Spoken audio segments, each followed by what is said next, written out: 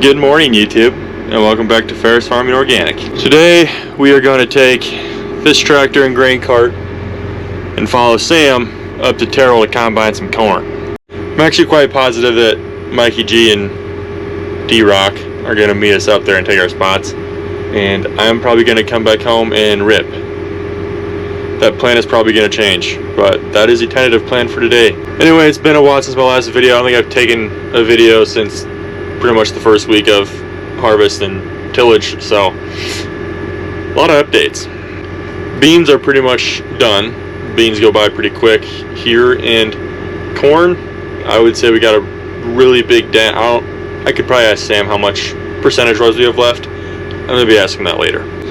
Tillage down here, we probably have over around a quarter or a third of it done down here, which is a really good feeling. All the alfalfa ground is worked up. And that's pretty much all I got. I'll talk more when I get back in the ripper about things that kind of I've been doing and how I think the harvest or fall season has gone. But we're going to get on the road here soon.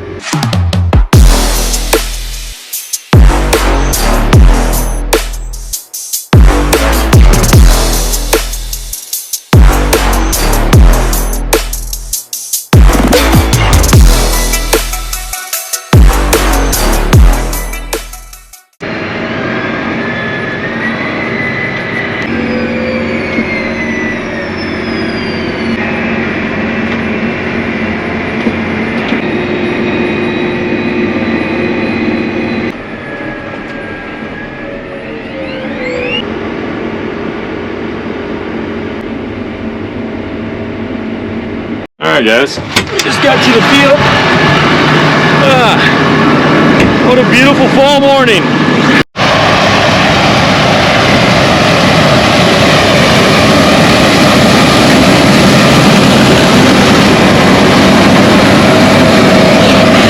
So I'm pretty sure, Mike, this is the third year we're farming this field? Is this organic now? Yeah, this is organic. Year one of organic. This is year one of organic. You're on camera. I can delete that if you don't want to be on it. As long as I get a bunch of money out of it. Yeah, you'll get a bunch of money.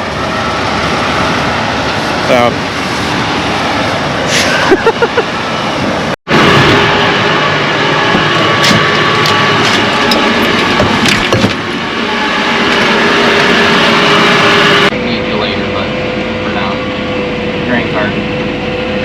But for now, you're good. Have a good day, Mike. Huh? Alright.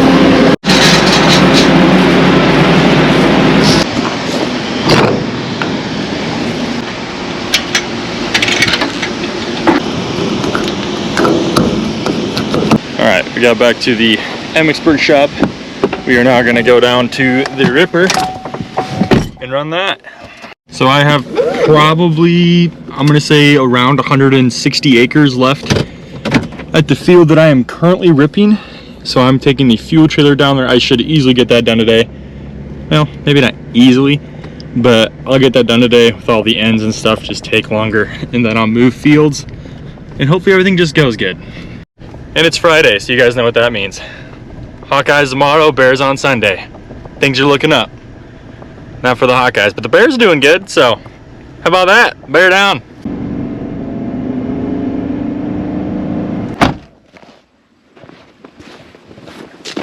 Alright guys, I just got to the field where the tractor is. Actually, the tractor's about a half mile that way. I just parked my pickup in the fuel trailer here because I'm coming to this 80 right after I'm done with this side, and I figured, you know what, I'd rather not have to walk back later, or it'll just be easier to leave it on this field, so that's what I did.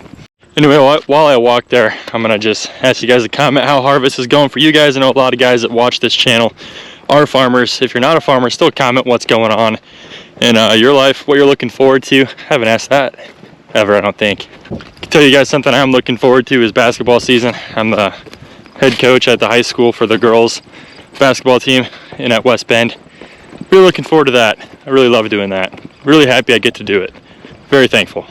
Another thing I'm going to talk about while I walk over there, you can see in this ditch, they put a, well, you can't really see it, but they put a water something in. in this ditch, it kind of goes into our field. There's a bunch of dirt, so it's kind of have to work around that, which is very annoying because this field that I'm working at is a very big, mile-long rows. Not a whole lot of messing around. There's a hog site. You guys probably can't pick it up on the camera, but on the other end of the section. Otherwise, we pretty much farm this entire section besides, I'm gonna say like 160 acres, so a quarter. We farm pretty much everything else here. Actually, you know what? It's 220 acres that we don't farm. But otherwise, this whole section we farmed now for 6-7 years. You know, as good as it is for me to get my steps in for the day, this was definitely more than a half mile. Fun stuff. Anyway, here's the field that I've been working. I'm not sure how well the camera will pick it up, but this has been ripped. I'll just kind of walk next to the field, but this whole entire field was disced with a heavy disc before I got here with the ripper. Now, I'm not sure if I have any videos of me ripping or disc ripping a field that wasn't disced before I ripped for contrast, but this is definitely more black than the fields that I had ripped previously that weren't disced. One of the reasons I want to talk about why we did that is because next year when we plant and tine weed after we plant, the tine weeders won't plug up with all these corn stalks. Which, when you plug up with the tine weeder, it kind of forces it down, drags more dirt than you want, and it can disrupt the seed bed for the beans, so we don't want that. So it's very nice to chop this up, make it a little black, come through with a disc ripper, and make it nice and pretty. In other news, the new plow. I think Derek's actually going to film that, so we'll have a plowing video coming out for you guys soon. And as always, if there's anything you guys actually want to see on the farm that I have not filmed or have filmed but you want to see more of, just comment down below and I'll see what I can do. Anyway guys, we're to the ripper. We'll check it over kind of quick. We don't have these rollers and back levelers down. We did have these down in the fields that weren't disced and that we're going to spread chicken litter. I'll talk about that a little bit later. And it's an 11 shank ripper. Most of you guys probably know what a ripper is, but that's what it looks like. And we have these front discs all the way down. I'm going to quick talk about the maintenance on this. So there was a rabbit in my tractor. Anyway, the maintenance on this, I mean, there's grease zerks and all that stuff. The wear parts, mostly you have to look out for is the points and then the shear bolts. Sometimes you hit a big rock. They're made so if you hit a big rock, it doesn't break the entire shank. It just shears off that bolt. And it's a much quicker fix than changing an entire shank. So that's really all you have to look out for. I guess obviously the front disc. Something gets cracked, bent, or broken. That's pretty much it. It's pretty easy to run.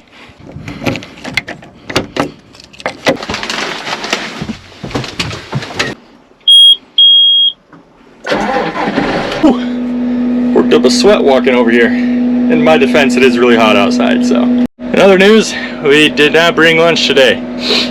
That was a mistake made along the way. All we have in our fridge is some water and barbecue sauce. So, that's awesome. Quick thing I want to show you guys. A lot of you guys, I'm sure there's going to be a comment like, wow, this is what farmers do all day. And no, but I'm coming back. I have this pot. So there's a outlet there in the corner post. You plug that in and it's pretty much like a skillet, like a griddle. You plug it in and it gets hot. And I tell you right now, I think it's a game changer. I know a lot of you guys that have been watching have seen my heated lunchbox where you just turn it on and it heats it up. This is better than that because you can do really what I've had hot dogs in here. I made a hamburger once. I made mac and cheese. Like you can boil water in that thing. It's pretty awesome. And I told myself the last day that I'm in the tractor this fall, we're gonna make a steak in there. So we're gonna make a steak in the tractor. Yeah. Anyway, if any of you guys have any ideas of what I should cook in there, just comment down below because I sure have the time.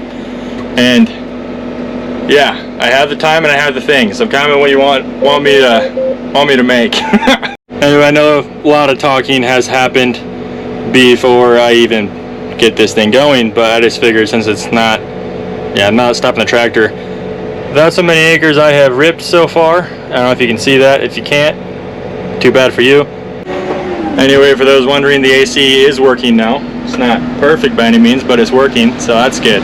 All the alfalfa ground, which would have been the first ripping video you guys had seen, is completed. That went by very quick. I was pretty much on the chicken litter spreader guys' heels the entire time, so that got done really fast. Shannon, if you're watching that, thanks for spreading, buddy. Anyway, let's go rip. Oh, we're out here.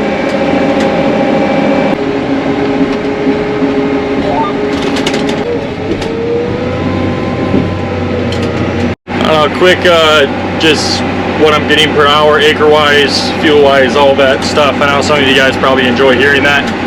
I'm getting around 18.5 to 19 acres done per hour, which is very good with a ripper. I'm also averaging around 27 to 28 gallons of fuel per hour, which is very high, but when you're doing something like this, you're getting a lot of work done, so it takes a lot of fuel to do said work. But that's a pretty good ratio, we think, compared to last year. We were getting about 17 acres per hour, 16 acres per hour, and using about 31 gallons of fuel. So these John Deere rippers are pretty awesome. Those were also Case IH 875 rippers, 13 shanks, I believe. So a little bit bigger ripper, but we're getting more acres done per hour, and we're using less fuel, so we'll take it. Which comes out to the gallons per hour. This is really reaching for it here. Roughly 1.4 gallons of fuel per acre. That's kind of weird to look at. There's a lot of stuff like that on these John Deere monitors. Like I can click on this, say, change reading. I can go through, these are machine, I can go through all of these screens and find out what reading I want to see. If I want to see work ones, I can go to here. I can look at all this stuff, you know. There's just a lot of stuff you can look at.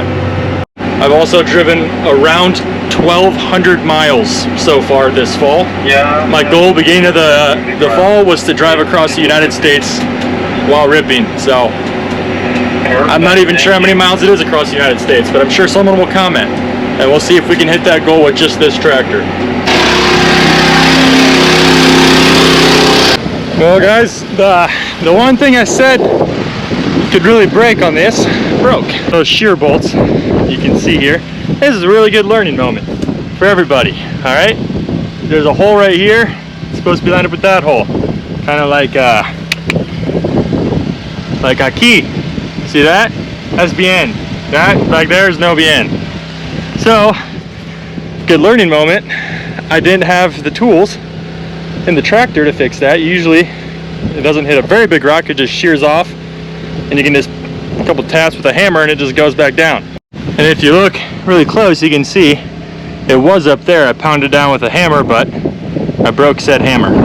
So that throws a big wrench, no pun intended, because I don't have any wrenches of that size, so I don't really have a big wrench in my plan today. So I'm doing up my tractor and duffing it so it's full. And then I'll take this back up to Emmitsburg, unhook the trailer, get my tools at the shop, and come back down, fix it, and keep going.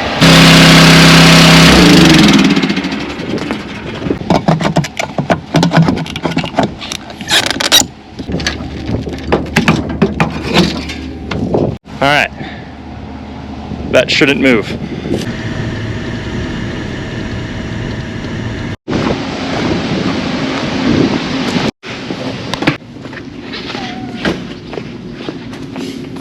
The real question is, do we even have the wrenches that I need? Alright, we got the goods, got a vice grip, the right wrenches, a hammer. So we'll get this fixed.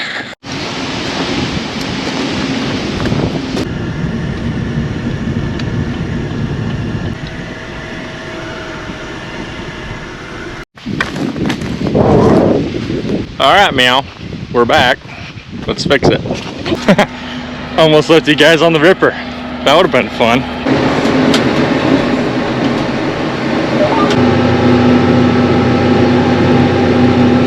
Alright, boys and girls, so we're back going.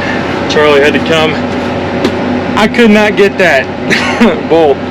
I think I showed you guys when I was out there, it just gets stuck. I don't know, I'll just get out later today and show you guys. I'm probably not going to get out right now because I just got back in the tractor and I kind of want to get something done.